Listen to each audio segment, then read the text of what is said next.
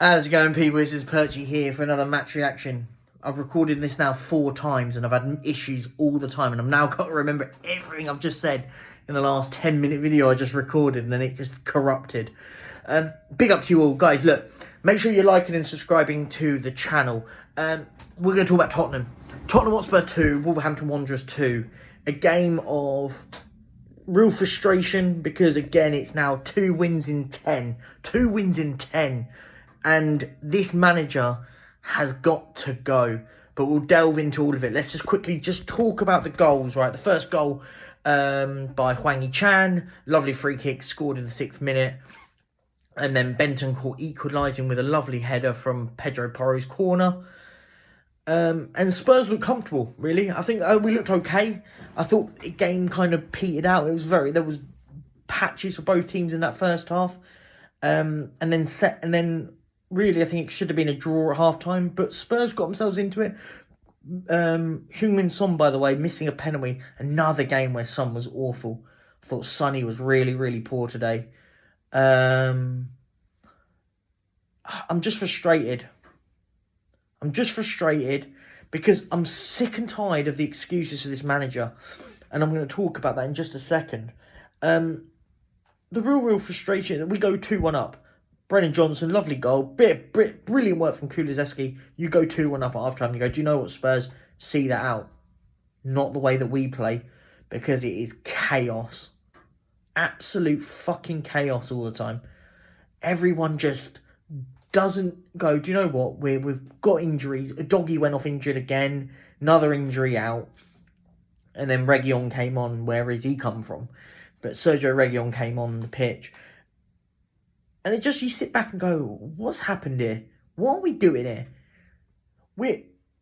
Kill the game, slow it down, make Wolves work. If Wolves equalise with an absolute worldie, a 40-yard thunderbolt by João Gomez or someone, and you go, do you know what? That's an absolute worldie. There's nothing you can do about it. But make it hard. Make it hard for them to get back into this game. Slow it down. People think, when you say slow it down, and people go, oh, you want Conte's negative. I don't say put 11 people behind the ball. I'm just sitting there saying, when you've got a hold of it, just retain it. Slow the game. Force Wolves to push higher up, higher and higher, and then you can exploit him on the counter with the likes of a Timo Werner. Exploit the counter-attack. Not with Tottenham. We don't do that. We just sit there, kill a pass through the middle, lose the ball. Dangerous pass, lose the ball. Misplaced pass, lose the ball. And you felt in that second half, the game was evolving. Wolves had more and more of the ball. You could see from their manager, went, we can get something out of here. We can get something out of this game. And they did.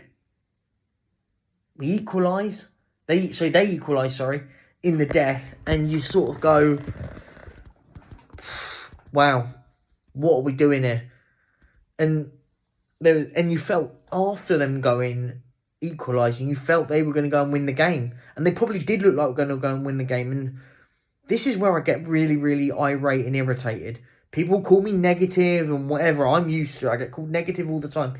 Yeah, I've got absolutely everything bang on about this manager in the last, 18 months or so. Absolutely spot on. I knew this was going to happen in the summer. Everyone called me negative. Even now, by the way. Even now, I'm deemed negative for my views. I was absolutely bang on. I had same people telling me we'll be in the Champions League. This manager will get us in the Champions League. And I said, no, I think we'll finish 6th or 7th this year. No, you're negative, Perchy. You're negative for thinking that. Why? Oh, we've made amazing signings. Have we? We signed one first-team player in Dominic Solanke.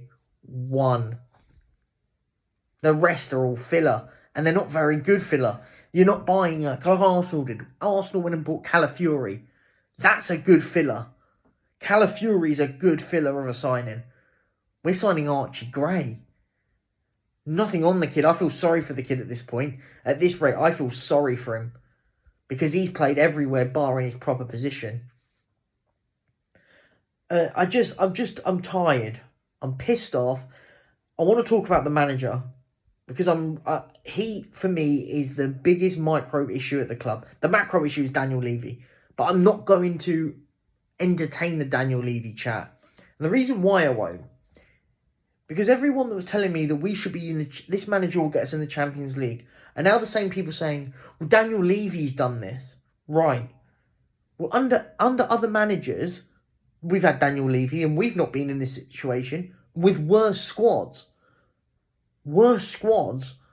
We've been in this situation and we've not been 11th in the league, not lost 9 in the 19 games,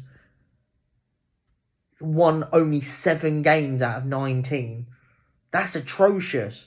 Wherever we think about it, that's unacceptable. So I'm not entertaining that nonsense for me. I'm really not, because I don't think it's right. I don't think it's fair. I don't think it's balanced. Look at Nuno. Nobody can tell me that Forest have a better squad than us. Not one person. We might pick a couple of players out of theirs and go, oh, I like them. They would do a job. But no one would have said they'd have had Ryan Yates in the summer. No one would have wanted Ola Anya at right back over Pedro Porro. I could pick a load more. No one would have had Chris Wood over Dominic Solanke. I could keep going, right? You get the picture. I'm using Forest as the example.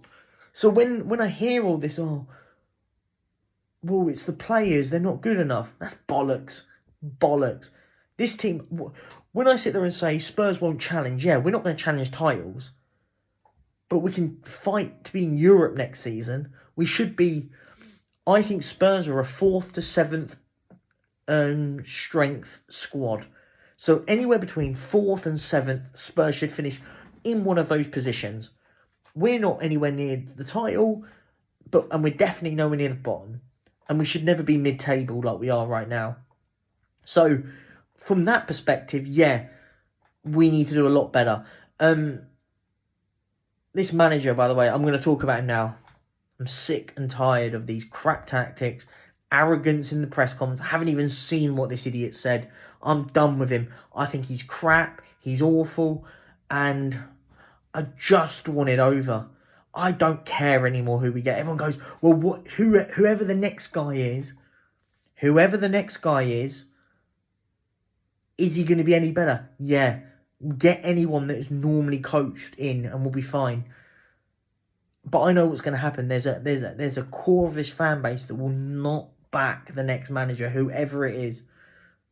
The second the next manager comes in and they lose a game of football, that they are going to be jumped on by a set of our fan base that, I'm not going to back the next manager. Why? Because you love Ange Postecoglou. Why? As I said, we're not here. I'm not talking about titles. I'm not talking about winning trophies. Park that. But we shouldn't be 11th in the league. We should be 5th, 6th, 7th, in that vicinity. Not 11th. Not a team that has lost 9 games already. 9. Embarrassing. I'm embarrassed right now.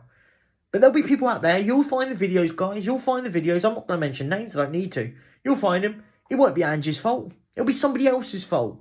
Is it going to be the referee's fault this time? Is it going to be the player's fault? It'll be Daniel Levy's fault this time why we can't defend. That'll be the reason. It'll be Daniel Levy's fault why we can't defend.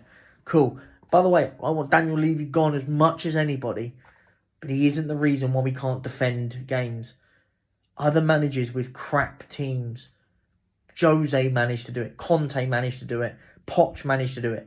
Even Nuno, for a certain extent, managed to do it at us. What are we doing here? What are we doing here? I'm sick and tired of this manager. I want him out, and I want him out as soon as possible. But he won't be. He'll still be here. Because, do you know what? It's just easier keeping a hold of Ange. It's easier. Because the standards are at the fucking floor right now. So keep him. We don't... The thing is normally I'd say we'd have got rid of him because getting into the Champions League was crucial. It's not anymore. Getting into Europe isn't even important anymore at Tottenham. Just to be in the league is all that matters now because we get enough money from everything else that now Europe and stuff isn't even relevant anymore. So I think we keep this guy because there's not enough noise to get this manager out. He'll still be here. but I hope he's gone because I can't stand him. Look, I'll leave it at that. Make sure you guys like and subscribe to the channel. Much love. He's the David Brent of football managers. I'm out. Peace and out.